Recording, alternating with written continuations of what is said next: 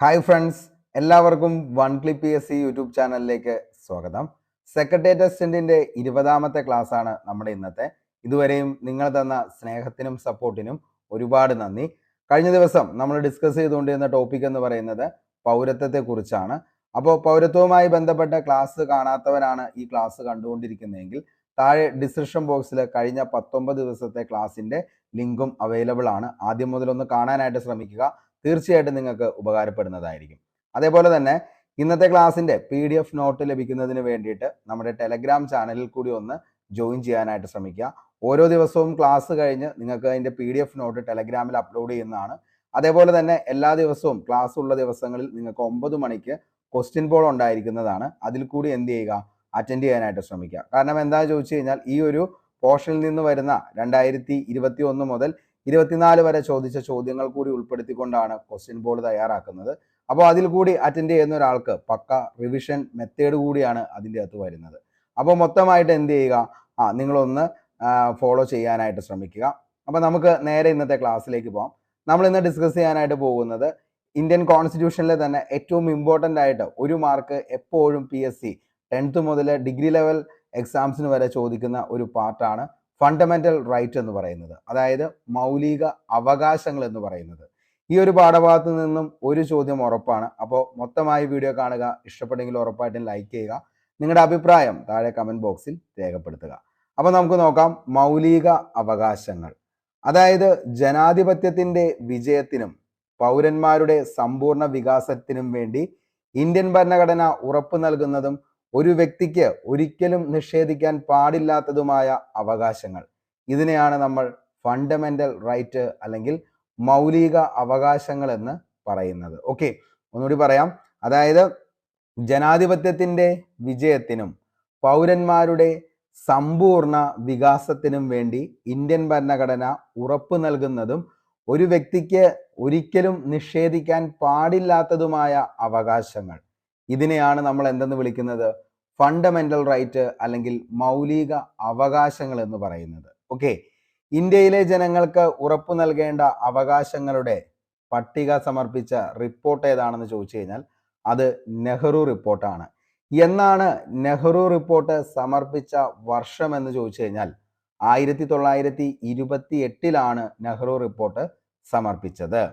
തയ്യാറാക്കിയത് മോത്തിലാൽ നെഹ്റു ചെയർമാനായിട്ടുള്ള കമ്മിറ്റിയാണ്. PSC mostly repeated ആണ് ഈ പറയുന്ന നെഹ്റു റിപ്പോർട്ട് നിലവിൽ വന്നത് ഏതു വർഷമാണ് എന്നുള്ളത്. അതെന്നാണ്?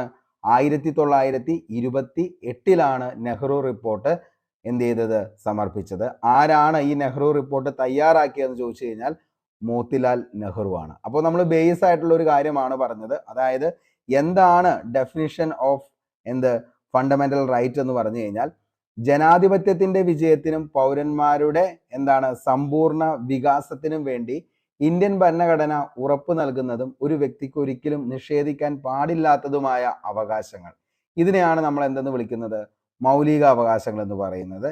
ഇന്ത്യയിലെ ജനങ്ങൾക്ക് ഉറപ്പു നൽകേണ്ട ഈ അവകാശങ്ങളുടെ പട്ടിക സമർപ്പിച്ചത് ഏത് റിപ്പോർട്ട് പ്രകാരമാണെന്ന് ചോദിച്ചു കഴിഞ്ഞാൽ അത് നെഹ്റു റിപ്പോർട്ടാണ്. നെഹ്റു റിപ്പോർട്ട് എന്നാണ് നെഹ്റു റിപ്പോർട്ട് തയ്യാറാക്കിയതെന്ന് ചോദിച്ചു കഴിഞ്ഞാൽ 1928 ആരാണ് തയ്യാറാക്കിയതെന്ന് ചോദിച്ചു കഴിഞ്ഞാൽ മോത്തിലാൽ നെഹ്റു ചെയർമാൻ ആയിട്ടുള്ള കമ്മിറ്റിയാണ്. ഓക്കെ, ഇനി ഈ പറയുന്ന മൗലിക അവകാശങ്ങൾ എന്ന് പറയുന്നത് ഇന്ത്യൻ കോൺസ്റ്റിറ്റ്യൂഷൻ ഏത് രാജ്യത്ത് നിന്നാണ് കടമെടുത്തത്? മൗലിക അവകാശങ്ങൾ എന്ന് ചോദിച്ചാൽ അമേരിക്കയിൽ നിന്നാണ് നമ്മൾ കടമെടുത്തത്. മൗലിക അവകാശങ്ങൾ എന്ന ആശയം ഇന്ത്യ കടം കൊണ്ടത് അമേരിക്കയിൽ നിന്നാണ്. ഇനി മൗലിക അവകാശങ്ങളുടെ ശില്പി എന്നറിയപ്പെടുന്ന വ്യക്തി ആരാണ്? മോസ്റ്റ്ലി റിപ്പീറ്റഡ് ആയിട്ടുള്ള ഒരു ചോദ്യമാണ്. മൗലിക അവകാശങ്ങളുടെ ശില്പി ആരാന്നുള്ളത്. ആരാണ്? സർദാർ വല്ലഭായ് പട്ടേൽ. ഇന്ത്യയുടെ ഉരുക്കു മനുഷ്യൻ എന്നറിയപ്പെട്ട ആ വ്യക്തിയാണ് എന്തെന്ന് പറയുന്നത്? മൗലിക അവകാശങ്ങളുടെ ശില്പി എന്നറിയപ്പെടുന്നത് സർദാർ വല്ലഭായ് പട്ടേൽ. 1875 ഗുജറാത്തിലെ നാദിയാദിലാണ് ആര് ജനിക്കുന്നത്? സർദാർ വല്ലഭായ് പട്ടേൽ. അദ്ദേഹത്തിന്റെ ജന്മദിനമാണ് രാഷ്ട്രം എന്തായിട്ട് ആചരിക്കുന്നത്? ഇപ്പോൾ രാഷ്ട്രീയ ഏകതാ ദിവസമായിട്ട് ആചരിക്കുന്നത്.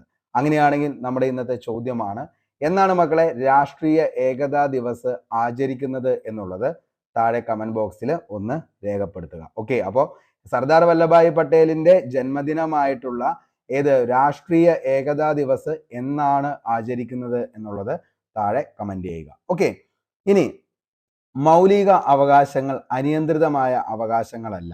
അവയ്ക്ക് മേൽ ന്യായമായ നിയന്ത്രണം സ്റ്റേറ്റിന് ഏർപ്പെടുത്താൻ സാധിക്കും. ഗവൺമെന്റ് ഇത്തരം നിയന്ത്രണങ്ങൾ ന്യായമാണോ അല്ലയോ എന്ന് തീരുമാനിക്കുന്നത് ആരാണെന്ന് ചോദിച്ചു കഴിഞ്ഞാൽ അത് കോടതിയാണ്. മൗലിക അവകാശങ്ങൾ നടപ്പിലാക്കാൻ ഒരു പൗരന് എന്ത് ചെയ്യാൻ പറ്റും? കോടതിയെ സമീപിക്കാവുന്നത്. അതായത് ജസ്റ്റീഷ്യബിൾ ആണ് എന്തെന്ന് പറയുന്നത് മൗലിക അവകാശം. അതായത് നമ്മുടെ മൗലിക അവകാശങ്ങൾ നടപ്പിലാക്കാൻ വേണ്ടിയിട്ട് നമുക്ക് എന്ത് ചെയ്യാനായിട്ട് പറ്റും?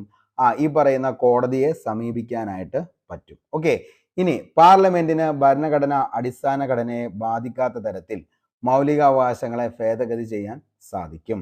മൗലിക അവകാശങ്ങൾ പരിപൂർണമല്ല, നോട്ട് അബ്സല്യൂട്ട് ആണ് എന്നു പറയുന്നത് മൗലിക അവകാശങ്ങൾ എന്ന് പറയുന്നത്. മൗലിക അവകാശങ്ങളിൽ ചിലത് നെഗറ്റീവ് സ്വഭാവമുള്ളവയാണ്. അവ ഭരണ സംവിധാനങ്ങളുടെ പ്രവർത്തന സ്വാതന്ത്ര്യങ്ങളെ പരിമിതപ്പെടുത്തുന്നു. മറ്റു ചിലത് എന്ന് പറയുന്നത് പോസിറ്റീവ് സ്വഭാവമുള്ളവയാണ്. ഇവ വ്യക്തികൾക്ക് പ്രത്യേക അവകാശവും നൽകുന്നു. ഓക്കെ, ഇനി ഇന്ത്യൻ ഭരണഘടനയിൽ മൗലിക അവകാശങ്ങൾ എന്ന് പറയുന്നത് ഏത് ഭാഗത്താണ് ഉൾക്കൊള്ളിച്ചിരിക്കുന്നത് എന്ന് ചോദിച്ചു കഴിഞ്ഞാൽ ഒത്തിരി തവണ ചോദിച്ച ചോദ്യമാണ്. സ്റ്റേറ്റ്മെന്റ് ലെവലിൽ മൗലിക അവകാശങ്ങളുമായി ബന്ധപ്പെട്ട് താഴെ പറയുന്ന പ്രസ്താവനയിൽ ശരിയായത് തിരഞ്ഞെടുക്കുക അല്ലെങ്കിൽ തെറ്റായത് മാത്രം തിരഞ്ഞെടുക്കുക എന്നൊക്കെ ചോദിക്കുമ്പോൾ അതിൻ്റെ അകത്ത് വരുന്നൊരു ചോദ്യമാണ്. ഇന്ത്യൻ ഭരണഘടനയിൽ ഫണ്ടമെന്റൽ റൈറ്റിനെ കുറിച്ച് പറയുന്നത് ഏത് ഭാഗത്താണെന്ന് ചോദിച്ചാൽ മക്കളെ ഭാഗം 3-ലാണ്. ഓക്കെ, അപ്പോൾ ഭാഗം 3-ലാണ് എന്തിനെ കുറിച്ച് പറയുന്നത്? മൗലിക അവകാശങ്ങളെ കുറിച്ച് പറയുന്നത് ഇന്ത്യൻ ഭരണഘടനയുടെ ഏത് ഭാഗത്താണ് എന്ന് ചോദിച്ചു കഴിഞ്ഞാൽ ഏത് ഭാഗത്താണ്? ഭാഗം 3-ലാണ്.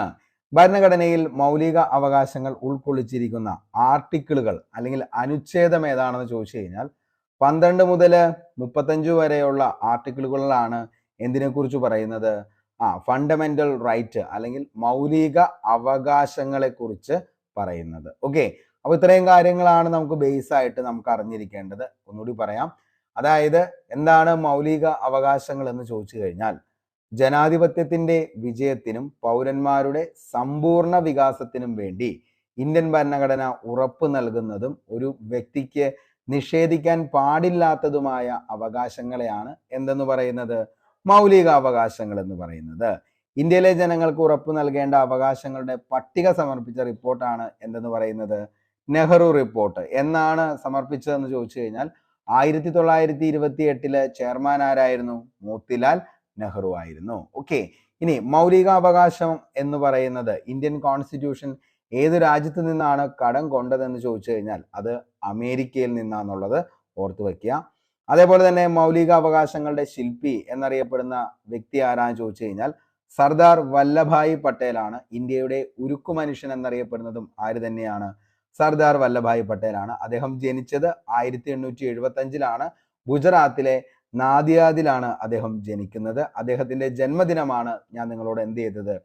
നിലവിൽ രാഷ്ട്രീയ ഏകതാ ദിവസമായിട്ട് ആചരിക്കുന്നത്. അതേപോലെ അദ്ദേഹത്തിന്റെ ഏറ്റവും വലിയ പ്രതിമ സ്ഥിതി ചെയ്യുന്നത് എവിടെയാണെന്ന് ചോദിച്ചു കഴിഞ്ഞാൽ സ്റ്റാച്യു ഓഫ് യൂണിറ്റി ആണ്. അത് ഗുജറാത്തിലെ സാധുബെറ്റ് എന്ന് പറയുന്ന ദ്വീപിലാണ് സ്ഥിതി ചെയ്യുന്നത്. അപ്പോൾ അതൊക്കെ നമുക്ക് എന്ത് ചെയ്യാം? സ്റ്റാച്യു ഓഫ് യൂണിറ്റിനെ കുറിച്ചൊക്കെ നമുക്ക് പിന്നീട് GK നമുക്ക് പഠിക്കാം. ഈ പറയുന്ന സർദാർ വല്ലഭായ് പട്ടേലുമായിട്ട് നമ്മൾ സെപ്പറേറ്റ് ഓരോരുത്തരുടെ നമ്മൾ ഇരുന്ന് പഠിക്കും. ആ സമയത്ത് നമുക്ക് എന്ത് ചെയ്യാം? ഫ്രീഡം ഫൈറ്റേഴ്സിന്റെ അകത്ത് ബാക്കിയുള്ള കാര്യങ്ങൾ നമുക്ക് പഠിക്കാം. ഓക്കെ, അപ്പോൾ മൗലിക അവകാശങ്ങൾ അനിയന്ത്രിതമായ അവകാശങ്ങളല്ല. അവയ്ക്ക് മേൽ ന്യായമായ നിയന്ത്രണം സ്റ്റേറ്റിന് ഏർപ്പെടുത്താനായിട്ട് സാധിക്കും.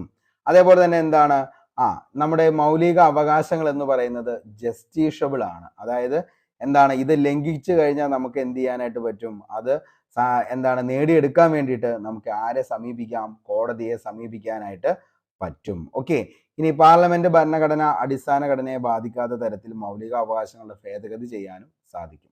അതേപോലെ തന്നെ മൗലിക അവകാശങ്ങൾ എന്ന് പറയുന്നത് പരിപൂർണമല്ല, നോട്ട് അബ്സല്യൂട്ട് ആണ്. അതേപോലെ മൗലിക അവകാശങ്ങൾ ചിലത് നെഗറ്റീവ് സ്വഭാവമുള്ളവയാണ്, അതേപോലെ തന്നെ ചിലത് പോസിറ്റീവ് സ്വഭാവമുള്ളവയാണ്. ഓക്കെ, നെഗറ്റീവ് സ്വഭാവങ്ങൾ എന്ന് പറയുന്നത് ഈ പറയുന്ന സ്റ്റേറ്റിന്റെ ഭരണ സംവിധാനങ്ങളെ അതേപോലെ തന്നെ സ്വാതന്ത്ര്യത്തെ പരിമിതപ്പെടുത്തും. പോസിറ്റീവ് സ്വഭാവമുള്ളത് എന്താണെന്ന് ചോദിച്ചു കഴിഞ്ഞാൽ ഇവ വ്യക്തിക്ക് പ്രത്യേക അവകാശം നൽകുന്നവയായിരിക്കും. ഓക്കെ, ഇന്ത്യൻ ഭരണഘടനയിൽ മൗലിക അവകാശങ്ങൾ ഉൾക്കൊള്ളിച്ചിരിക്കുന്ന ഭാഗം ഏതാണെന്ന് ചോദിച്ചാൽ മക്കളെ ഭാഗം 3-ലാണ്. ഏത് ആർട്ടിക്കിൾ മുതൽ ആർട്ടിക്കിൾ ഏതുവരെയാണ് നിലവിൽ അനുച്ഛേദം ഇന്ത്യൻ കോൺസ്റ്റിറ്റ്യൂഷനിൽ മൗലിക അവകാശങ്ങളെ കുറിച്ച് പറയുന്നതെന്ന് ചോദിച്ചാൽ 12 മുതൽ 35 വരെയാണ്. ഓർത്തു വച്ചോ, വെരി വെരി ഇമ്പോർട്ടൻ്റ് ആണ്, ബേസ് ആണ് ഇപ്പം നമ്മൾ പറഞ്ഞത്. ഇനി നമുക്ക് ബാക്കി ഓരോന്നിനെ കുറിച്ചും പഠിക്കാം. മൗലിക അവകാശങ്ങളുടെ പ്രഖ്യാപനമായിരിക്കും ഭാവി ഇന്ത്യയുടെ അടിസ്ഥാനമെന്ന് പ്രഖ്യാപിച്ച കോൺഗ്രസ് സമ്മേളനം ഏതാണെന്ന് ചോദിച്ചു കഴിഞ്ഞാൽ അത് മദ്രാസ് സമ്മേളനമാണ്. 1927 അധ്യക്ഷൻ MA അൻസാരി ആയിരുന്നു ഏതിൻ്റെ, ഈ പറയുന്ന മൗലിക അവകാശങ്ങളുടെ പ്രഖ്യാപനമായിരിക്കും ഭാവി ഇന്ത്യയുടെ അടിസ്ഥാനമെന്ന് പ്രഖ്യാപിച്ച കോൺഗ്രസ് സമ്മേളനമാണ് മദ്രാസ് സമ്മേളനം.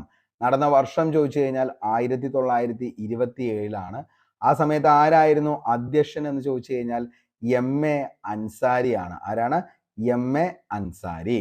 അതേപോലെ തന്നെ മൗലിക അവകാശങ്ങളെ കുറിച്ച് പ്രമേയം പാസാക്കിയ കോൺഗ്രസ് സമ്മേളനം ഏതാന്ന് ചോദിച്ചു കഴിഞ്ഞാൽ മക്കളെ അത് കറാച്ചി സമ്മേളനമാണ്. കറാച്ചി സമ്മേളനം നടന്നത് 1931. അതായത് മൗലിക അവകാശങ്ങളെ കുറിച്ച് പ്രമേയം പാസാക്കിയ കോൺഗ്രസ് സമ്മേളനമാണ് കറാച്ചി സമ്മേളനം.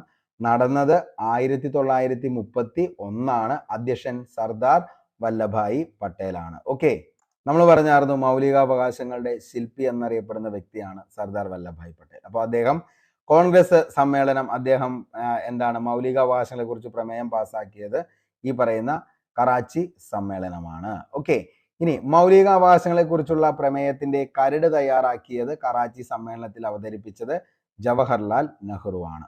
മൗലികാവകാശങ്ങളുടെ സംരക്ഷകൻ എന്നറിയപ്പെടുന്നത് സുപ്രീം കോടതിയാണ്. അപ്പോൾ മൗലിക അവകാശങ്ങളുടെ സംരക്ഷകൻ എന്നറിയപ്പെടുന്നത് ആരാണ് എന്ന് ചോദിച്ചു കഴിഞ്ഞാൽ അത് സുപ്രീം കോടതിയാണ് മൗലികാവകാശങ്ങളുടെ സംരക്ഷകൻ എന്നറിയപ്പെടുന്നത്. മൗലികാവകാശങ്ങളുടെ സംരക്ഷണത്തിനുള്ള ഉപകരണം എന്നറിയപ്പെടുന്നത് എന്താണെന്ന് ചോദിച്ചു കഴിഞ്ഞാൽ അത് റിട്ടുകളാണ്.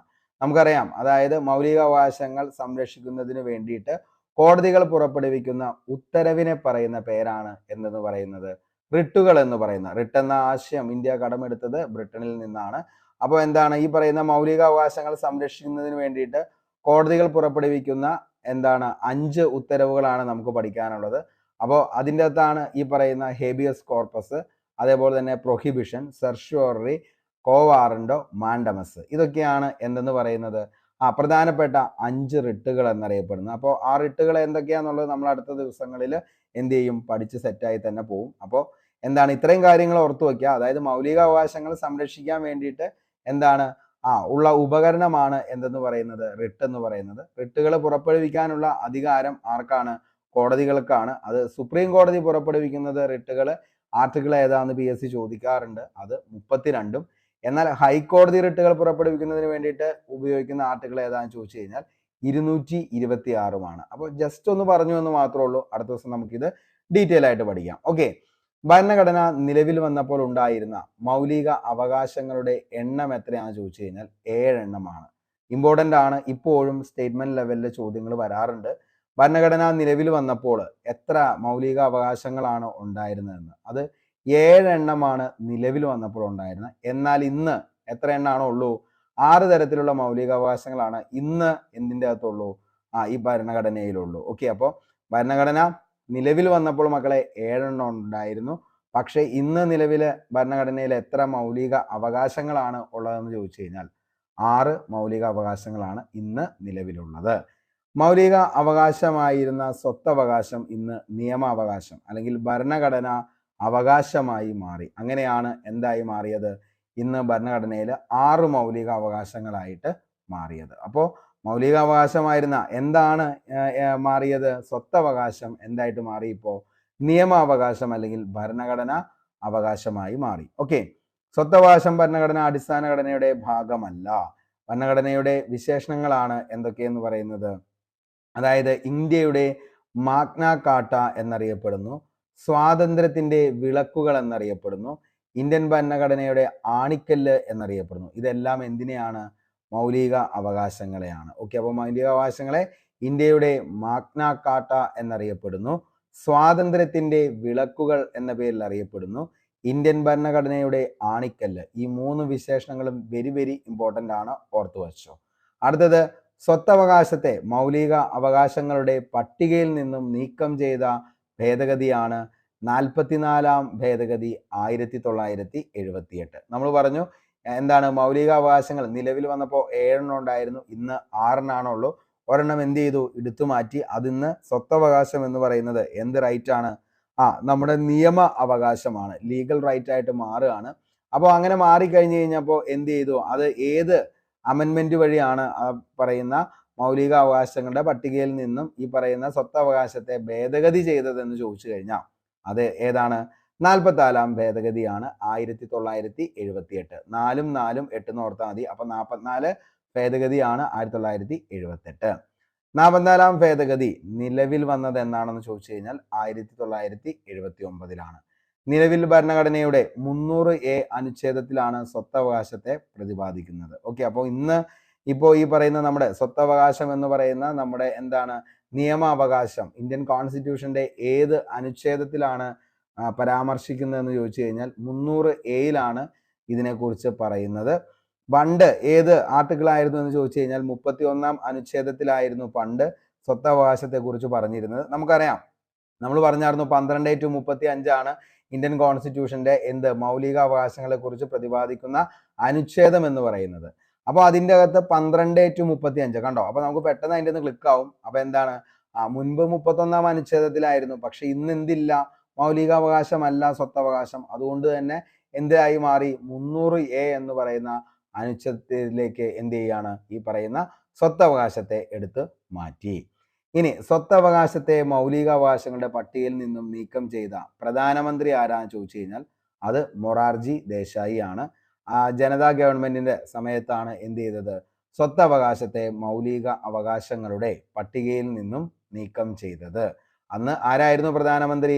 മൊറാർജി ദേശായി ആണ്.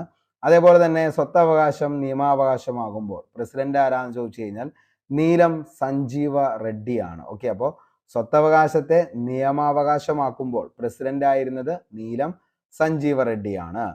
നിയമം അധികാരപ്പെടുത്തിയാലല്ലാതെ യാതൊരാളുടെയും സ്വത്തവകാശം എടുത്തു കളയാവതില്ലെന്ന് അനുച്ഛേദം 300A പ്രതിപാദിക്കുന്നു. അപ്പോൾ നിയമം അധികാരപ്പെടുത്തിയാലല്ലാതെ യാതൊരാളുടെയും സ്വത്തവകാശം എടുത്തു കളയുകതില്ലെന്ന് അനുച്ഛേദം 300 പ്രതിപാദിക്കുന്നു.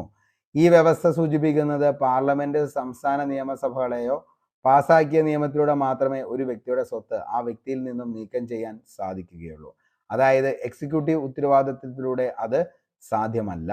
ഇതിൽ ലംഘനമുണ്ടായാൽ പരാതിക്കാരനായ വ്യക്തിക്ക് അനുച്ഛേദം 226 പ്രകാരം ഹൈക്കോടതിയെ സമീപിക്കാവുന്നതാണ്. ഓക്കെ, അപ്പോൾ ഓർത്തു വെച്ചോ. അതായത് എന്താണ്, നിലവിൽ എന്താണ്, നിയമം അധികാരപ്പെടുത്തിയാലല്ലാതെ ആരുടെയും എന്ത് ചെയ്യാൻ പറ്റത്തില്ല, സ്വത്തവകാശം എടുത്തു കളയാനായിട്ട് പറ്റത്തില്ല, അനുച്ഛേദം 300-ൽ പ്രതിപാദിക്കുന്നു. ഈ വ്യവസ്ഥ സൂചിപ്പിക്കുന്നത് പാർലമെന്റ് സംസ്ഥാന നിയമനിർമ്മാണ സഭയോ പാസാക്കിയ നിയമത്തിലൂടെ മാത്രമേ ഒരു വ്യക്തിയുടെ സ്വത്ത് ആ വ്യക്തിയിൽ നിന്നും നീക്കം ചെയ്യാൻ സാധിക്കുകയുള്ളൂ. അതായത് എക്സിക്യൂട്ടീവ് ഉത്തരവാദിത്തത്തിലൂടെ സാധ്യമല്ല. ഇതിൽ ലംഘനമുണ്ടായാൽ നമുക്ക് എന്ത് ചെയ്യാൻ പറ്റും, 226 പ്രകാരം ഹൈക്കോടതിയെ സമീപിക്കാം. അതേപോലെ തന്നെ സമൂഹത്തിന്റെ പൊതു ആവശ്യത്തിന്റെ ഭാഗമായോ അല്ലെങ്കിൽ ന്യായമായ നഷ്ടപരിഹാരം ഉടമയ്ക്ക് നൽകുക വഴിയോ മാത്രമേ സർക്കാരിന് ഒരു വ്യക്തിയുടെ സ്വത്ത് ഏറ്റെടുക്കാൻ സാധിക്കുകയുള്ളൂ. നിലവിൽ ഭരണഘടനയുടെ 12-ാം ഭാഗത്തിലാണ് എന്തിനെക്കുറിച്ച് പറയുന്നത്, സ്വത്തവകാശത്തെക്കുറിച്ച് പ്രതിപാദിക്കുന്നത്. ഓക്കെ, അപ്പോൾ നിലവിൽ ഭരണഘടനയുടെ ഏതു ഭാഗത്താണ് സ്വത്തവകാശത്തെക്കുറിച്ച് പ്രതിപാദിക്കുന്നതെന്ന് ചോദിച്ചു കഴിഞ്ഞാൽ 12-ാം ഭാഗത്തിലാണ്, പാർട്ട് 12. മുൻപ് 3-ാം ഭാഗത്തിലായിരുന്നു പ്രതിപാദിച്ചിരുന്നത്. നമുക്കറിയാം, അതായത് ആർട്ടിക്കിൾ 31 എന്ന് പറയുമ്പോൾ പാർട്ട് 3 ആയിരിക്കും. പക്ഷെ എന്താണ്, ആർട്ടിക്കിൾ 300A എന്ന് പറയുമ്പോൾ അത് പാർട്ട് 12-ലായി മാറ്റപ്പെടും. ഓക്കെ, ഇനി നമുക്ക് ഈ പറയുന്ന 12 മുതൽ 35 വരെയുള്ള അനുച്ഛേദങ്ങൾ, അവനെക്കുറിച്ച് ഓരോന്നിനെ കുറിച്ച് നമുക്ക് പഠിക്കാം.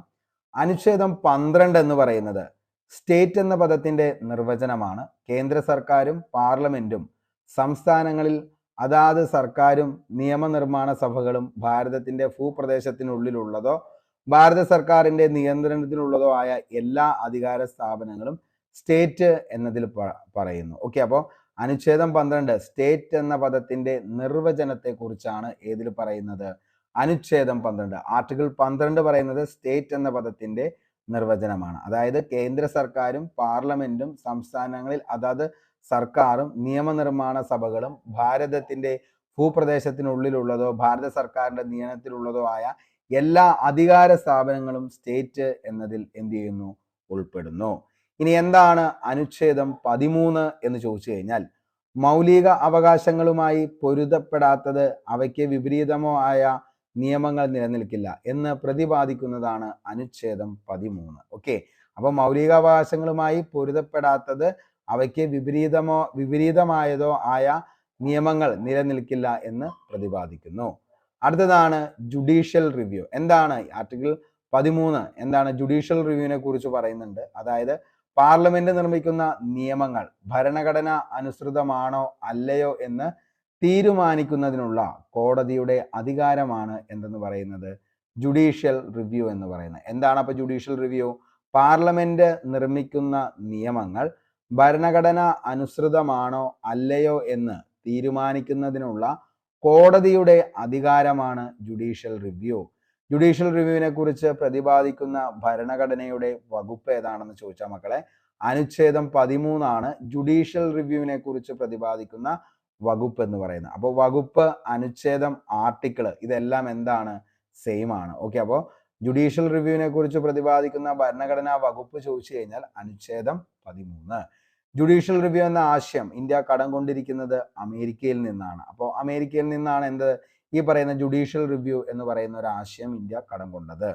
ഭരണഘടനയിൽ ഒരിടത്തും നീതിന്യായ പുനഃപരിശോധന എന്ന പദം പരാമർശിച്ചിട്ടില്ല. ഓക്കെ, അപ്പോൾ എന്താണ് ഭരണഘടനയിൽ ഒരു സ്ഥലത്തും എന്തില്ല? ഈ നീതിന്യായ പുനഃപരിശോധന എന്ന പദം പരാമർശിച്ചിട്ടുമില്ല. ഓക്കെ, അപ്പോൾ ജുഡീഷ്യൽ റിവ്യൂ എന്താ ചോദിച്ചു കഴിഞ്ഞാൽ, ജുഡീഷ്യൽ റിവ്യൂവിനെ കുറിച്ച് പറയുന്നത് എന്താ ചോദിച്ചു കഴിഞ്ഞാൽ, ഈ പറയുന്ന ആർട്ടിക്കിൾ 13 ജുഡീഷ്യൽ റിവ്യൂവിനെ കുറിച്ച് പറയുന്നത്. അതായത് പാർലമെന്റ് നിർമ്മിക്കുന്ന നിയമങ്ങൾ ഭരണഘടന അനുസൃതമാണോ അല്ലയോ എന്ന് തീരുമാനിക്കുന്നതിനുള്ള കോടതിയുടെ അധികാരത്തെയാണ് നമ്മൾ എന്തെന്ന് വിളിക്കുന്നത്? ജുഡീഷ്യൽ റിവ്യൂ എന്ന് വിളിക്കുന്നത്. ഇനി എന്തൊക്കെയാണ് മൗലിക അവകാശങ്ങൾ എന്നുള്ളത് നമുക്ക് നോക്കാം. ഒന്നാമത്തെയാണ് എന്തെന്ന് പറയുന്നത് സമത്വത്തിനുള്ള അവകാശം. അത് പറയുന്നത് 14 മുതൽ 18 വരെ ആർട്ടിക്കിളിലാണ് എന്തിനെ കുറിച്ച് പറയുന്നത്? സമത്വത്തിനുള്ള അവകാശത്തെക്കുറിച്ച് പറയുന്നത്. അപ്പോൾ സമത്വത്തിനുള്ള അവകാശത്തെക്കുറിച്ച് പറയുന്നത് 14 മുതൽ 18 വരെയാണ് സമത്വത്തിനുള്ള അവകാശം. അടുത്തത് സ്വാതന്ത്ര്യത്തിനുള്ള അവകാശത്തെക്കുറിച്ച് പറയുന്നത് 19 മുതൽ 22 വരെയാണ് സ്വാതന്ത്ര്യത്തിനുള്ള അവകാശം. ഇനി ചൂഷണത്തിനെതിരായുള്ള അവകാശത്തെക്കുറിച്ച് പറയുന്നത് 23 മുതൽ 24 വരെയാണ് ചൂഷണത്തിനെതിരായിട്ടുള്ള അവകാശത്തെക്കുറിച്ച് പറയുന്നത്. അടുത്തതാണ് മതസ്വാതന്ത്ര്യത്തിനുള്ള അവകാശം 25 മുതൽ 28 വരെ മതസ്വാതന്ത്ര്യത്തിനുള്ള അവകാശത്തെക്കുറിച്ച് പറയുന്നു. അടുത്തതാണ് സാംസ്കാരികവും വിദ്യാഭ്യാസപരവുമായ അവകാശത്തെക്കുറിച്ച് പറയുന്നതാണ് 29 മുതൽ 30 വരെ. ഭരണഘടനാപരമായ പ്രതിവിധികൾക്കുള്ള അവകാശത്തെക്കുറിച്ച് പറയുന്നതാണ് ആർട്ടിക്കിൾ 32. ഓക്കെ, അപ്പോൾ മൗലിക അവകാശങ്ങൾ ഈ പറയുന്ന 6 എണ്ണവും നോക്കി വെച്ചോ. ഒന്ന്, സമത്വത്തിനുള്ള അവകാശം 14 to 18, സ്വാതന്ത്ര്യത്തിനുള്ള അവകാശം 19 to 22, ചൂഷണത്തിനെതിരായ അവകാശം 23 to 24, മതസ്വാതന്ത്ര്യത്തിനുള്ള അവകാശം 25 to 28, സാംസ്കാരികവും വിദ്യാഭ്യാസപരവുമായ അവകാശമാണ് 29 to 30, ഭരണഘടനാപരമായ പ്രതിവിധികൾക്കുള്ള അവകാശത്തെയാണ് 32 പറയുന്നത്. ഓക്കെ, ഇനി സമത്വത്തിനുള്ള അവകാശം 14 മുതൽ 18 വരെ. അതിൻ്റെ അകത്ത് അനുച്ഛേദം 14 പറയുന്നത് എന്താണെന്ന് ചോദിച്ചാൽ, ഓക്കെ, അനുച്ഛേദം 14 പറയുന്നത് നിയമത്തിനു മുന്നിൽ എല്ലാവരും തുല്യരാണെന്നും എല്ലാവർക്കും തുല്യ നിയമ പരിരക്ഷ നൽകണമെന്നും അനുശാസിക്കുന്നത് ഏത് ആർട്ടിക്കിൾ ആണെന്ന് ചോദിച്ചു കഴിഞ്ഞാൽ ആർട്ടിക്കിൾ 14 നിയമത്തിനു മുന്നിൽ എല്ലാവരും തുല്യരാണെന്നും എല്ലാവർക്കും തുല്യ നിയമ പരിരക്ഷ നൽകണമെന്നും അനുശാസിക്കുന്നു. ഏത്? ആർട്ടിക്കിൾ 14. ഇക്വാളിറ്റി ബിഫോർ ലോ എന്ന ആശയം ബ്രിട്ടനിൽ നിന്നും ഈക്വൽ പ്രൊട്ടക്ഷൻ ഓഫ് ലോ എന്ന ആശയം അമേരിക്കയിൽ നിന്നുമാണ് കടമെടുത്തിരിക്കുന്നത്. അപ്പോൾ ഇക്വാളിറ്റി ബിഫോർ ലോ അതേപോലെ എന്ന ആശയം ബ്രിട്ടനിൽ നിന്നും, ഈക്വൽ പ്രൊട്ടക്ഷൻ ഓഫ് ലോ എന്ന ആശയം അമേരിക്കയിൽ നിന്നുമാണ് കടമെടുത്തിരിക്കുന്നത്. ഇക്വാളിറ്റി ബിഫോർ ലോ എന്നത് ഒരു നെഗറ്റീവ് ആശയവും ഈക്വൽ പ്രൊട്ടക്ഷൻ ഓഫ് ലോ എന്നതൊരു പോസിറ്റീവ് ആശയവുമാണ്.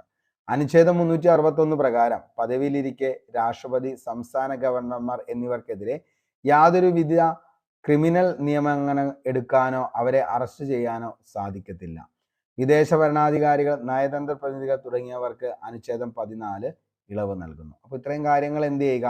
ഒന്ന് ഓർത്തു വയ്ക്കുക. എന്താണ് അനുച്ഛേദം 14 എന്ന് ചോദിച്ചു കഴിഞ്ഞാൽ എന്താണ്?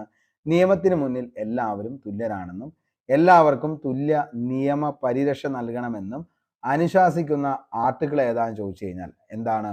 ആർട്ടിക്കിൾ 14 നിയമത്തിന് മുന്നിൽ എല്ലാവരും തുല്യരാണെന്ന് പറയുന്നത്. ഓക്കെ, ഇനി നിയമവാഴ്ച, റൂൾ ഓഫ് ലോ. നിയമത്തിന് മുന്നിൽ എല്ലാവരും പൗരന്മാരും തുല്യരുമാണെന്നും ഒരു വ്യക്തി നിയമത്തിന് അതീതരല്ലെന്നുമാണ് നിയമവാഴ്ച എന്നതുകൊണ്ട് അർത്ഥമാക്കുന്നത്. ഓക്കെ, അപ്പോൾ നിയമത്തിന് മുന്നിൽ എല്ലാവരും പൗരന്മാരും തുല്യരാണ്, എല്ലാ പൗരന്മാരും തുല്യരാണെന്നും അതേപോലെ തന്നെ എന്താണ്, ഒരു വ്യക്തിക്കും നിയമത്തിന് അതീതരല്ലെന്നുമാണ് നിയമവാഴ്ച എന്നതുകൊണ്ട് അർത്ഥമാക്കുന്നത്. നിയമവാഴ്ച എന്ന ആശയം ഇന്ത്യ കടമെടുത്തത് ഏത് രാജ്യത്ത് നിന്നാണ് ചോദിച്ചു കഴിഞ്ഞാൽ ബ്രിട്ടനിൽ നിന്നാണ് നിയമവാഴ്ച എന്ന ആശയം ഇന്ത്യ കടം കൊണ്ടത്. അതേപോലെ തന്നെ rule of law and rule of Pauli's എന്ന പുസ്തകം രചിച്ചത് ശങ്കർ ദയാൽ ശർമ്മയാണ്. എങ്ങാനും റാങ്ക് മേക്കിംഗ് ആയിട്ട് ചോദിച്ചു കഴിഞ്ഞാൽ ഉത്തരത്തിലേക്ക് എത്തണം. Rule of law and rule of policy എന്ന് പറയുന്ന പുസ്തകം രചിച്ചത് ആരാന്ന് ചോദിച്ചു കഴിഞ്ഞാൽ അത് ശങ്കർ ദയാൽ ശർമ്മയാണ്. ഓക്കെ, അപ്പോൾ ശങ്കർ ദയാൽ ശർമ്മയുടെ പുസ്തകമാണ് rule of law and rule of police. Okay, അപ്പോൾ rule of law and rule of police എന്ന പുസ്തകം ശങ്കർ ദയാൽ ശർമ്മ. നിയമവാഴ്ച എന്ന ആശയം ജനകീയമാക്കിയത് AV ഡൈസി ആണ്. അതൊന്ന് ഓർത്തു വെച്ചോ. നിയമവാഴ്ച അല്ലെങ്കിൽ റൂൾ ഓഫ് ലോ എന്ന് പറയുന്ന ആ ഒരു കൺസെപ്റ്റ് എന്ത് ചെയ്തത്, ജനകീയമാക്കിയത് AV ഡൈസി ആണ്. ഓക്കെ, അടുത്തത് അനുച്ഛേദം 15. മതം, വർഗം, ജാതി, ലിംഗം, ജന്മസ്ഥലം എന്നിവയുടെ അടിസ്ഥാനത്തിൽ ഒരു പൗരനോടും വിവേചനം പാടില്ല എന്ന് അനുശാസിക്കുന്നു. ഓക്കെ, അപ്പോൾ മതം ആയിട്ടും വർഗമായിട്ടും ജാതി, ലിംഗം, ജന്മസ്ഥലം എന്നിവയുടെ അടിസ്ഥാനത്തിൽ ഒരു പൗരനോടും എന്ത് ചെയ്യാൻ പാടില്ല, വിവേചനം പാടില്ല എന്ന് അനുശാസിക്കുന്നതാണ് ആർട്ടിക്കിൾ 15. ഇനി അനുച്ഛേദം 15-ൽ 3 സ്ത്രീകൾക്കും കുട്ടികൾക്കും പ്രത്യേക പരിഗണന നൽകുന്നു. അനുച്ഛേദം 15-ൽ 6 മുന്നോക്കക്കാരിലെ പിന്നോക്കക്കാർക്ക്, സാമ്പത്തികമായി പിന്നോക്കം നിൽക്കുന്നവർക്ക് 10% സംവരണം ഏർപ്പെടുത്തുന്നതിനെ കുറിച്ച് പരാമർശിക്കുന്ന അനുച്ഛേദമാണ് ആർട്ടിക്കിൾ 15-ൽ 6 എന്ന് പറയുന്നത്. ഓക്കെ, അതായത് മുന്നോക്കക്കാരിലെ പിന്നോക്കക്കാർക്ക്, സാമ്പത്തികമായി പിന്നോക്കം നിൽക്കുന്നവർക്കാണ് എന്ത്, 10% സംവരണം ഏർപ്പെടുത്തുക. അത്രയാണ് അതിൻ്റെ അകത്ത് പറയുന്നത്. അടുത്തത് ആർട്ടിക്കിൾ 16. പൊതു നിയമങ്ങളിൽ അവസര സമത്വം ഉറപ്പു നൽകുന്നതാണ് ആർട്ടിക്കിൾ 16. മതം, വർഗം, ജാതി, ലിംഗം, പിന്തുടർച്ച, ജന്മസ്ഥലം, വാസസ്ഥലം എന്നിവയുടെ അടിസ്ഥാനത്തിൽ മാത്രം ഒരു പൗരനും പൊതു നിയമനങ്ങളിൽ വിവേചനം പാടില്ല എന്ന് അനുച്ഛേദം 16 അനുശാസിക്കുന്നു. ഓക്കെ, അപ്പോൾ മതം, വർഗം, ജാതി, ലിംഗം, പിന്തുടർച്ച, ജന്മസ്ഥലം, വാസസ്ഥലം എന്നിവയുടെ അടിസ്ഥാനത്തിൽ മാത്രം ഒരു പൗരനും പൊതു നിയമനങ്ങളിൽ വിവേചനം പാടില്ല എന്ന അനുച്ഛേദമാണ് ആർട്ടിക്കിൾ 16 എന്ന് പറയുന്നത്. ഓക്കെ, ഇനി അവസര സമത്വം ഉറപ്പാക്കുന്നതിനായി ഒരു കമ്മീഷനെ നിയമിക്കണം എന്ന് ശുപാർശ ചെയ്ത കമ്മിറ്റിയാണ് സച്ചാർ കമ്മിറ്റി. ഓക്കെ, അപ്പൊ അവസര സമത്വം ഉറപ്പാക്കുന്നതിനായിട്ട് ഒരു കമ്മീഷനെ നിയമിക്കണമെന്ന് പറഞ്ഞ കമ്മിറ്റി ഏതാണെന്ന് ചോദിച്ചാൽ അതേതാണ്, സച്ചാർ കമ്മിറ്റിയാണ്. ഇന്ത്യയിലെ മുസ്ലിങ്ങളുടെ സാമൂഹിക, സാമ്പത്തിക, വിദ്യാഭ്യാസ സ്ഥിതിയെക്കുറിച്ച് പഠിക്കാൻ നിയമിക്കപ്പെട്ട 7-അംഗ കമ്മിറ്റി ആയിരുന്നു ഏതെന്ന് പറയുന്നത്, സച്ചാർ കമ്മിറ്റി എന്ന് പറയുന്നത്. ഓക്കെ, അപ്പോൾ ഇന്ത്യയിലെ മുസ്ലിങ്ങളുടെ സാമൂഹിക, സാമ്പത്തിക, വിദ്യാഭ്യാസ സ്ഥിതിയെക്കുറിച്ച് പഠിക്കാൻ നിയമിക്കപ്പെട്ട 7-അംഗ കമ്മിറ്റിയാണ് സച്ചാർ കമ്മിറ്റി എന്ന് പറയുന്നത്. നിയമിച്ചത് 2005. രണ്ടാം പിന്നോക്ക കമ്മീഷൻ മണ്ഡൽ കമ്മീഷൻ ആണ്. ഇത് നിയമിച്ചത് മൊറാർജി ദേശായി ആണ് 1979 ജനുവരി 3-ന്. ചെയർമാനായിരുന്നു BP മണ്ഡൽ. അതേപോലെ ലക്ഷ്യം സാമൂഹികമായും വിദ്യാഭ്യാസപരമായും പിന്നോക്കം നിൽക്കുന്ന വിഭാഗത്തെ കണ്ടെത്തി അവരുടെ ഉന്നമനത്തിനായുള്ള മാർഗങ്ങൾ ശുപാർശ ചെയ്യുക. ഇത് റിപ്പോർട്ട് സമർപ്പിച്ചത് 1980-ലാണ്. അനുച്ഛേദം 340 പ്രകാരം രൂപീകൃതമായ 1-ാം പിന്നോക്ക സമുദായ കമ്മീഷനാണ് കാക്ക കലേക്കർ കമ്മീഷൻ 1953 ജനുവരി 29. ഓക്കെ, അപ്പൊ അതൊന്ന് ഓർത്തു വെച്ചോ, ഈ പറയുന്ന സച്ചാർ കമ്മീഷൻ എന്താന്നുള്ളത്. അതേപോലെ തന്നെ ആരായിരുന്നു BP മണ്ഡൽ എന്നുള്ളത്. അതേപോലെ തന്നെ എന്താണ് ഈ പറയുന്ന നിലവിലത്തെ എന്താണ് 2-ാം പിന്നോക്ക സമുദായ കമ്മീഷൻ, മണ്ഡൽ കമ്മീഷൻ, അത് എന്നാണ് റിപ്പോർട്ട് സമർപ്പിച്ചത് എന്നുള്ള കാര്യവും ഓർത്തു വെക്കുക. ഓക്കെ, അടുത്തത് അനുച്ഛേദം 17. തൊട്ടുകൂടായ്മ, അൺടച്ചബിലിറ്റി, അയിത്തം എന്നിവ നിരോധിക്കുന്നു. മഹാത്മാഗാന്ധി കി ജയ് എന്ന മുദ്രാവാക്യം വിളിച്ചുകൊണ്ട് പാസാക്കിയ ഭരണഘടനയിലെ ഏക വകുപ്പ്. മോസ്റ്റ്ലി റിപ്പീറ്റഡ് ആണ് ഈ ചോദ്യം ഇങ്ങനെ തന്നെ. അതായത് മഹാത്മാഗാന്ധി കി ജയ് എന്ന മുദ്രാവാക്യം വിളിച്ചുകൊണ്ട് പാസാക്കിയ ഭരണഘടനയിലെ അനുച്ഛേദം ഏതാണെന്ന് ചോദിച്ചു കഴിഞ്ഞാൽ മക്കളെ അത് അനുച്ഛേദം 17 അൺടച്ചബിലിറ്റി, തൊട്ടുകൂടായ്മ, അയിത്തം എന്നിവ നിരോധിക്കുന്നതുമായി ബന്ധപ്പെട്ട ആർട്ടിക്കിളാണ് ആർട്ടിക്കിൾ 17. അയിത്തോച്ചാടനവുമായി ബന്ധപ്പെട്ട കുറ്റങ്ങൾ ശിക്ഷ നൽകുന്നത് സിവിൽ അവകാശ സംരക്ഷണ നിയമം 1955 അനുസരിച്ചാണ്. 1955 പാർലമെന്റ് പാസാക്കിയ അൺടച്ചബിലിറ്റി ഒഫൻസ് ആക്ടിനെ 1976 ഭേദഗതി ചെയ്യുകയും പ്രൊട്ടക്ഷൻ ഓഫ് സിവിൽ റൈറ്റ് എന്ന പുനർനാമകരണം ചെയ്യുകയും ചെയ്തു. ഈ നിയമം ലംഘിക്കുന്നവർക്ക് പരമാവധി 2 വർഷം വരെ തടവ് ശിക്ഷ ലഭിക്കാവുന്നതാണ്. അതേപോലെ തന്നെ അയിത്തം എന്ന പദം ഭരണഘടനയുടെ ഈ ആക്ടിൽ എവിടെയും എന്ത് ചെയ്തിട്ടില്ല, നിർവചിച്ചിട്ടുമില്ല. ഓക്കെ, അപ്പോൾ അൺടച്ചബിലിറ്റി എന്ന് പറയുന്നത് താഴെ പറയുന്നവയിൽ തൊട്ടുകൂടായ്മ, അയിത്തം എന്നിവ നിരോധിക്കുന്നതുമായി ബന്ധപ്പെട്ട ആർട്ടിക്കിൾ ഏതാണെന്ന് ചോദിച്ചു കഴിഞ്ഞാൽ മോസ്റ്റ്ലി റിപ്പീറ്റഡ് ആണ്. ഏത്? ആർട്ടിക്കിൾ 17. അതേപോലെ തന്നെ മഹാത്മാഗാന്ധി കി ജയ് എന്ന മുദ്രാവാക്യം വിളിച്ചുകൊണ്ട് പാസ്സാക്കിയത് ഏത് ആർട്ടിക്കിൾ ആണെന്ന് ചോദിച്ചു കഴിഞ്ഞാൽ ആർട്ടിക്കിൾ 17. ഓക്കെ, അടുത്തത് ആർട്ടിക്കിൾ 18. പദവി നാമങ്ങൾ നിർത്തലാക്കുന്നു. അതിൻ്റെ അകത്ത് സൈനിക പദവിയും അക്കാദമിയും എന്ത് ചെയ്യും? ഒഴിവാക്കും. അല്ലാത്ത എല്ലാ പദവികളും എന്ത് ചെയ്യും? ഒഴിവാക്കുന്നു. സ്വാതന്ത്ര്യത്തിനുള്ള അവകാശമാണ് 19 മുതൽ 22 വരെ. ഇനി എന്താണ് അനുച്ഛേദം 19? അഭിപ്രായ സ്വാതന്ത്ര്യത്തിന്റെ പരിധിയിൽപ്പെടുന്ന അവകാശങ്ങളെയാണ് പത്രസ്വാതന്ത്ര്യം, ടെലിഫോൺ സംഭാഷണം നടത്തുന്നതിനുള്ള അവകാശം, രാഷ്ട്രീയ പ്രസ്ഥാനങ്ങളും സംഘടനകളും ആഹ്വാനം ചെയ്ത ബന്ദിനെതിരായിട്ടുള്ള അവകാശം, സർക്കാർ പ്രവർത്തനങ്ങളെ കുറിച്ച് അറിയാനുള്ള അവകാശം, അതേപോലെ തന്നെ നിശബ്ദ സ്വാതന്ത്ര്യം, അതേപോലെ പ്രതിഷേധത്തിനുള്ള അവകാശം, സമരം ഉൾപ്പെട്ടിട്ടില്ല ഇതിൻ്റെ അകത്ത്. ഓക്കെ, സ്വന്തം കാഴ്ചപ്പാടുകളോടും മറ്റുള്ളവരുടെ കാഴ്ചപ്പാടുകളോടും പ്രവചിക്കാനുള്ള അവകാശം, അതേപോലെ തന്നെ വിവരാവകാശം. ഇനി പൗരസ്വാതന്ത്ര്യം ഉൾക്കൊള്ളുന്ന ഭരണഘടനാ വകുപ്പുകളാണ് അനുച്ഛേദം 19(1) ഫോർത്ത് എസ്റ്റേറ്റ് എന്നറിയപ്പെടുന്നത് എന്താണ് എന്ന് ചോദിച്ചിട്ടുണ്ട് PSC. പത്രമാധ്യമങ്ങളെയാണ് നമ്മൾ എന്തെന്ന് വിളിക്കുന്നത്? ഫോർത്ത് എസ്റ്റേറ്റ് എന്ന് വിളിക്കുന്നത്. ഫോർത്ത് എസ്റ്റേറ്റ് എന്ന പദം ആദ്യമായി ഉപയോഗിച്ചത് ആരാന്ന് ചോദിച്ചു കഴിഞ്ഞാൽ എഡ്മണ്ട് ബുർക്ക് ആണ്. ഓക്കെ, അപ്പോൾ എഡ്മണ്ട് ബുർക്ക് ആണ് ഫോർത്ത് എസ്റ്റേറ്റ് എന്ന് പറഞ്ഞത്. ഈ ഫോർത്ത് എസ്റ്റേറ്റ് എന്ന പദം എന്താണ് എന്ന് ചോദിച്ചു കഴിഞ്ഞാൽ എന്താണ്? പത്രമാധ്യമങ്ങളെയാണ് ഫോർത്ത് എസ്റ്റേറ്റ് എന്ന് വിളിക്കുന്നത്. അനുച്ഛേദം 19(1)(a) പ്രകാരം വിവരാവകാശം ഒരു മൗലിക അവകാശമായി കണക്കാക്കപ്പെടുന്നു. ഓക്കെ, അപ്പോൾ അനുച്ഛേദം 19(1)(a) പ്രകാരം വിവരാവകാശം ഒരു മൗലിക അവകാശമായി കണക്കാക്കുന്നു. അനുച്ഛേദം 19(1)(b) പ്രകാരം പൗരന്മാർക്ക് സമാധാനപരമായി സമ്മേളിക്കുന്നതിനുള്ള അവകാശമുണ്ടെങ്കിലും അടിയന്തര ഘട്ടങ്ങളിൽ ഒരു മജിസ്ട്രേറ്റ് CRPC 144 വകുപ്പ് അനുസരിച്ച് അത് താൽക്കാലികമായി റദ്ദാക്കാവുന്നതുമാണ്. അനുച്ഛേദം 19 ആഭ്യന്തര സഞ്ചാര വ്യവസ്ഥകളെ കുറിച്ചും അനുച്ഛേദം 21 രാജ്യാന്തര സഞ്ചാരത്തെക്കുറിച്ചുമാണ് എന്ത് ചെയ്യുന്നത്? പ്രതിപാദിക്കുന്നത്. ഓക്കെ, അപ്പോൾ ഒന്ന് ഓർത്തു വെച്ചോ, ആർട്ടിക്കിൾ 19 ഇമ്പോർട്ടൻ്റ് ആണ്. അപ്പോൾ എന്താണ് ആർട്ടിക്കിൾ 19 എന്ന് പറയുമ്പോൾ അഭിപ്രായ സ്വാതന്ത്ര്യത്തിന്റെ പരിധിയിൽപ്പെടുന്ന അവകാശങ്ങളാണ് പത്രസ്വാതന്ത്ര്യം, ടെലിഫോൺ സംഭാഷണം നടത്തുന്നതിനായുള്ള അവകാശം, അതേപോലെ തന്നെ രാഷ്ട്രീയ പ്രസ്ഥാനങ്ങളും സംഘടനകളും ആഹ്വാനം ചെയ്യുന്ന ബന്ദിനെതിരായ അവകാശം, അങ്ങനെയുള്ള കുറേ അവകാശങ്ങളെല്ലാം ഉൾക്കൊള്ളുന്നതാണ് ഈ 19. ഇതെന്താണ്? നിലവിൽ പൗരസ്വാതന്ത്ര്യം ഉൾക്കൊള്ളുന്ന ഭരണഘടനാ വകുപ്പ് അനുച്ഛേദം 19(1)(a) ആണ്. അതേപോലെ തന്നെ എന്താണ്? ഫോർത്ത് എസ്റ്റേറ്റ് എന്നറിയപ്പെടുന്ന പത്രമാധ്യമങ്ങളാണ്. ഫോർത്ത് എസ്റ്റേറ്റ് എന്ന പദം ആദ്യമായി ഉപയോഗിച്ച എഡ്മണ്ട് ബുർക്കാണ്. അതേപോലെ എന്താണ്? അനുച്ഛേദം 19(1)(a) പ്രകാരം വിവരാവകാശം ഒരു മൗലിക അവകാശമായി എന്ത് ചെയ്യുന്നു? കണക്കാക്കപ്പെടുന്നു.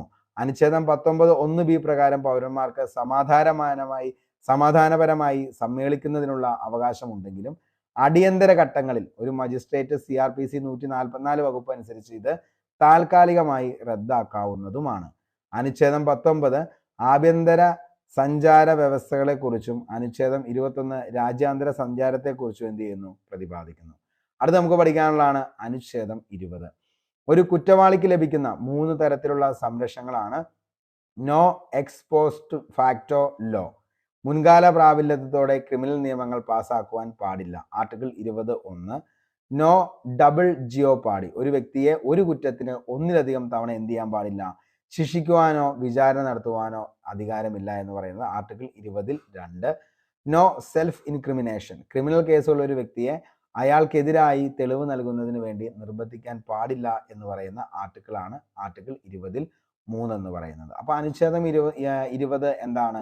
ആർട്ടിക്കിൾ 20 ഇമ്പോർട്ടൻ്റ് ആണ്. ഒന്ന്, കുറ്റവാളിക്ക് ലഭിക്കുന്ന 3 തരത്തിലുള്ള സംരക്ഷണമാണ്. ഒന്ന്, no ex post facto law, അതേപോലെ തന്നെ no double jeopardy, no self incrimination. Okay, ഇനി എന്താണ് ആർട്ടിക്കിൾ 21?